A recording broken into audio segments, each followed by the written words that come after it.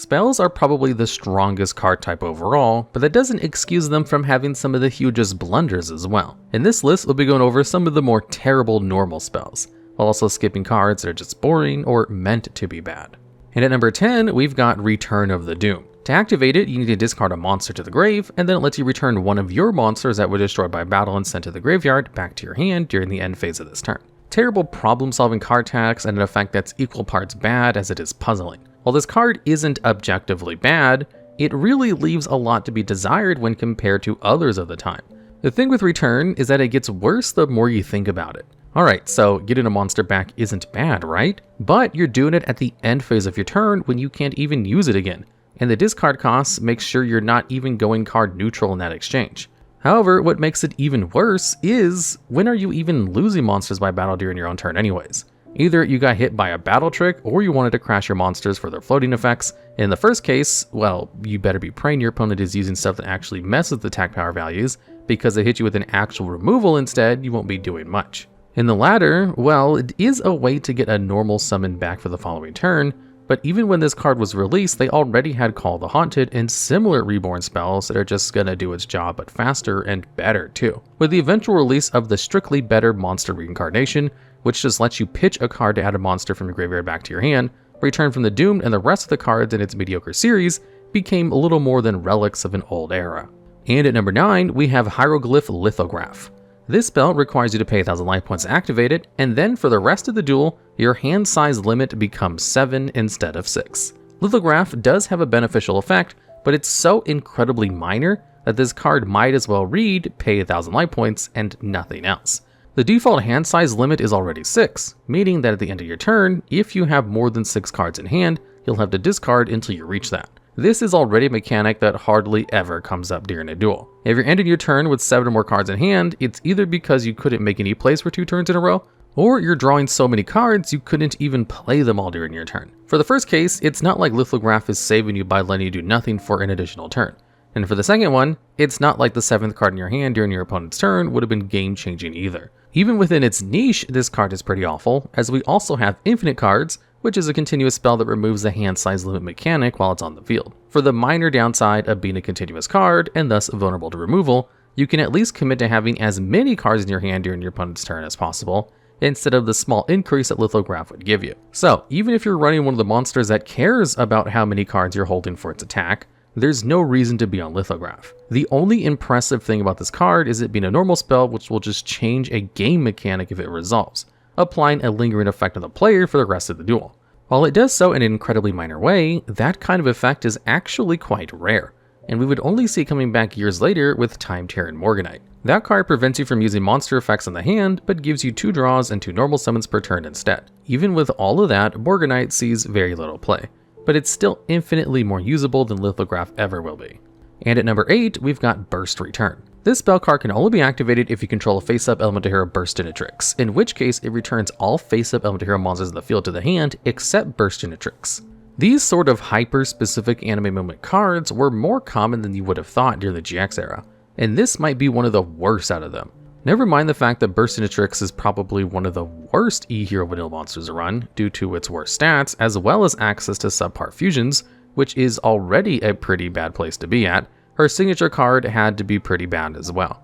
Bouncing every single E-Hero probably means bouncing your field if you're so deep in the hero pool to be running Burstinatrix and Burst Return.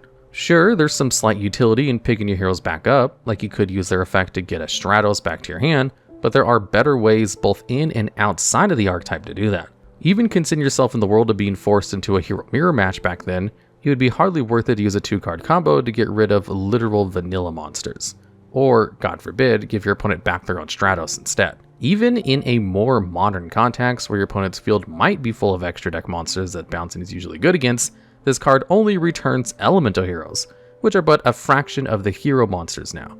It's a wonder that they printed Burst Return in the TCG rather than its companion card from the anime, Burst Impact, which has the same activation requirement but instead destroys all of the monsters except Burstinatrix. Maybe then there'd be a reason to put such a bad vanilla in your deck, outside of trying to do janky Electrum loops. But as things stand now, all this card is doing for its monster is giving it another reason to never leave your binder.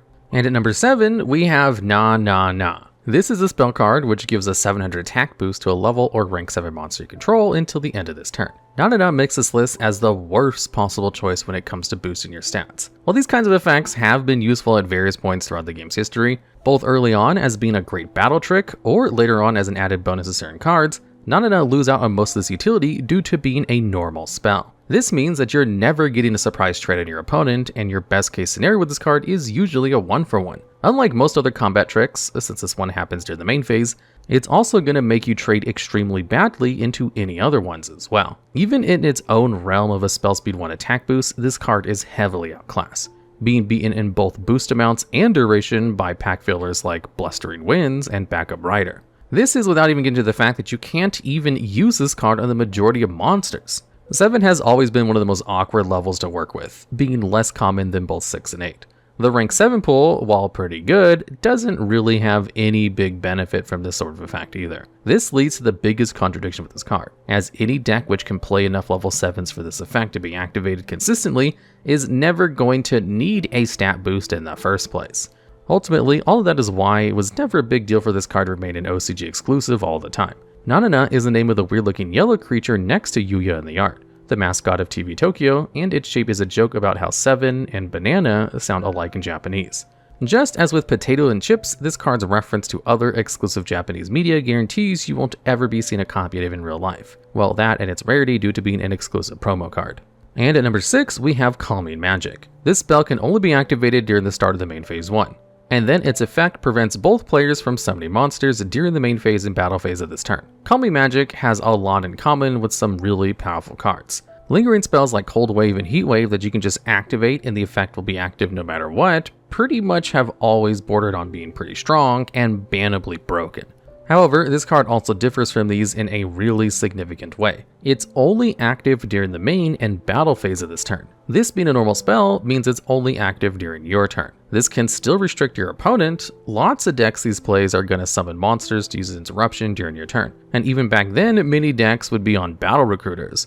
But the issue is, how are you supposed to capitalize on that? This card must be active as your first action during your main phase, which means that unless you have some sort of quick effect to summon a monster, you're not doing anything that turn. And even if you do, your one summon better be something as strong as a Dragoon, if it's supposed to do anything against your opponent who's already set up. Calming Magic might stop your opponent to use his IP Masquerena to interrupt you at an inopportune time, but it's not like they need to stop anything after you advantage yourself for a turn either. Even back in the day, sure, you could have this as a way to deal with floating monsters, but you'd need to already have a monster out that could attack over it for it to be of any use. And you'd be trading your normal summon for it as well, when you could have just played a card to deal with those directly with no prior setup. At least Cold Feet has the excuse of being a joke on another card, while Calming Magic is just a genuinely awful spell by itself. And at number 5, we have Contact, a spell which sends all Chrysalis monsters you control to the graveyard, and then special summons a monster from your hand or deck that's mentioned on those cards.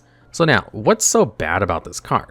For some context, the Chrysalis monsters are meant to be the weird baby forms of the Neospatians, and while some of the latter have seen competitive play, you wouldn't blame anyone for never having heard about the former. The Chrysalis series are all level 2, have 200 less attack and defense than their grown-up counterparts, as well as the effect to attribute themselves to special summon their corresponding Neospatian from the hand or deck, but you can only use that effect if Neospace is on the field. What Neospace itself does doesn't really matter. We can already see the issue right there. To go through this extremely clunky way to bring out your Spacians, you need both a Chrysalis and a field spell. Meanwhile, with Contact, you'd need both the Chrysalis and itself, of course, which if anything is harder to get than Neospace, as it's way more searchable. And the truth is, this whole payoff isn't that great.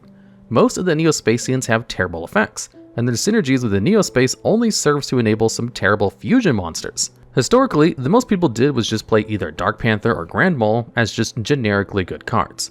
But you'd much sooner see someone splash battle recruiters to go get them than go anywhere near a Chrysalis card.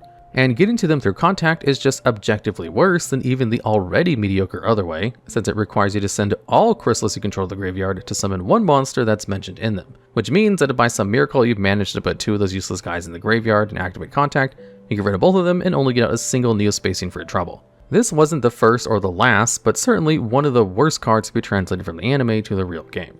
And at number 4, we have Curse of Fiend. This card reads, change the battle position of all attack position monsters to defense position and vice versa.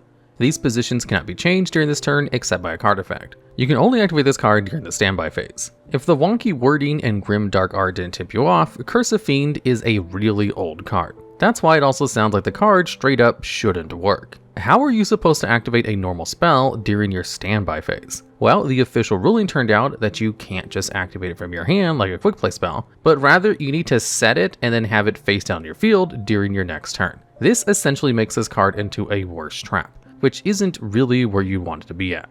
This nonsense would have been excused if this card had been released a set earlier, but this card came out in Magic Ruler the OCG, the same set which introduced quick play spells to the game. The framework for having a spell that could actually be used during the standby phase was certainly there, they just chose not to use it for some reason. Now, looking at what the card actually does, well, it's still one of the worst versions of these kinds of effects. At least back then during Magic Ruler, this card had the uniqueness of being the only mass battle position changing effect. But if you wanted a tool to get over your opponent's monsters, you'd be better off just playing with equips or more versatile boosts. Not to mention that back then, they had tons of broken removal options running around to make this card's niche even less relevant. Even as time passed and these powerful cards wound up on the ban list, Curse of Fiend would just go on to get mercilessly power crept by cards that were considered useless pack fillers themselves. Ultimately, this card is only remembered due to being one of its only kind to be usable outside of the main phase, as well as the only effect to contain the words vice versa. And at number 3, we have Jade Insect Whistle. This card makes your opponent select one insect type monster from their deck and stack it on top of their deck. To put this card in context, its sole purpose is to combo Parasite, another just as underwhelming game piece. That card is a flip monster that shovels itself face up into your opponent's deck when it's flipped face up, and if it's drawn while face up, you spell something to the field in defense position and take 1000 damage. Also, all your other monsters become insect type while it's face up. Needless to say, this is one of the worst 2-card combos you could be aiming to pull off in the game. I mean, sure, you get to blink an opponent's top deck and deal 1000 damage at once, but if you wanted either of these effects, there are much better ways to go about it without needing 2 pieces of the puzzle to. And yeah, Parasite will also turn your opponent's monsters into insects, which is kind of a floodgate if you squint really hard, but it also gives them a free body on the field. Forget linking it off, even in caveman Yu-Gi-Oh times, this was a pretty terrible deal, as it's just a free body for a monarch. And this is just looking at the best case scenario for Jade Insect Whistle too. At least if you drop Parasite by itself, it's a body who could theoretically be used. But with Whistle alone, it's even more useless. I mean, yeah, maybe your opponent is playing some random insect that he'd rather not draw at the time, but you going -1 to make them draw it doesn't make it that bad of a deal. And that's another thing, even if you did get the combo off, they can just blank your efforts entirely if they have any other insect in their deck, since they are the ones who get to choose. This means that this card would never work in either Master Duel or the OCG due to the omnipresence of a certain pest in these formats. Jade Insect Whistle has seen play in Duel Links due to the skill that makes your opponent begin the duel with a bunch of parasites in their deck already, but it also helps that 1000 burn is actually quite significant when you begin the duel with 4000 life points. Either way, for TCG players, this card's best use case might as well be when your opponent has 0 insects in deck, as at least you'll get to confirm what they're packing in their list. And at number 2, we have Dark Designator. Upon activation, you declare a monster card name, and if that card is in your opponent's deck, they add it to their hand. The one thing worse than adding a card to the top of your opponent's deck would be adding it to their hand instead. Dark Designator ups the ante as a full-blown -2 instead of just being a do-nothing card. Making it useful is even harder than the previous spots, with its benefits always being tangential at best. You could use it as a way to always call right with Mind Crush, but at that point, you're probably better off just using the inexperienced spy instead, and there's no merit in being a strictly worse version of that. The best use for this card is probably using it to put some garnets in your opponent's hand, so their combo that needs them in the deck won't work. However, even that isn't guaranteed to work, as they'd always have a way to draw into the other parts of their engine anyway. And there's even the chance they already have that garnet in their hand. Not to mention that nowadays, most decks are limited to only having bricks and not garnets. And even then, these can be good to have in hand sometimes. The last use for a Dark Designator would be how they justify this card's existence in the anime, in which they use it to add an Egyptian god card from their opponent's deck to their hand, and then they steal it with exchange. A cute concept for sure, but it only really makes sense in the anime, where there's only a single copy of Ra running around, so it's not like you just add it to your deck and play with it. Konami would eventually go on to print a Lullaby of Obedience, which is just Dark Designator if it gave the card to you instead. And it did manage to see a little bit of play, so there is some promise in this kind of effect. There's just no promise in Dark Designator specifically, outside of being a fun card to poke fun at. And at number 1, we've got Spirit Elimination. This spell makes it so that, until the end of this turn, if a monster would be banished from your graveyard, a monster on your field must be banished instead. This effect is pretty out there, and even harder to understand given this card's original wording that refers to this process as substitution instead, making this card just as confusing as it's bad. However, even when you get past the initial phase, you just get a card whose effect is even worse than it sounds. Being able to banish cards from your graveyard as a resource is pretty much always a positive thing. The first good wave of special summonable monsters were the Chaos series, which could banish a light and dark monster to summon themselves out. One of the first Tier 0 formats came about due to Dark Arm Dragon, which can banish darks from the graveyard to pop cards. Now imagine if you needed to banish a light and dark from your field instead. Or if Dad said it needed to tribute darks to pop things. Needless to say, the game's history would have been in a much different point by now. Spirit Elimination makes using these cards so hard that it might as well read, "You cannot banish monsters from the graveyard this turn instead." I mean, yeah, there's certainly some monsters who only work when banished from the field and not the graveyard, but there are several better ways to get these kinds of effects going than to both have your desired monster out and a way to banish stuff from the graveyard at will. This card doesn't even have the decency of extending the weird floodgate to your opponent either. In fact, it makes your opponent's cards even deadlier instead. Imagine you activate this card and now your opponent can use their DD Crows and Called Bys to banish your monsters on the field instead, and God forbid if they have a way to get rid of your whole graveyard instead. Of all the other nigh-useless cards on this list, this is by far the one that's least likely to work, even in the best case of scenarios. In a way, it does a job of being a joke better than many of the joke cards whose intent made them dodge this list, and so it's only fitting to be a number 1 holder. Alright, and that's the list. If you happen to know of any other cards you might have missed, or have any ideas for future videos just like this one, please let us know down in the comments below.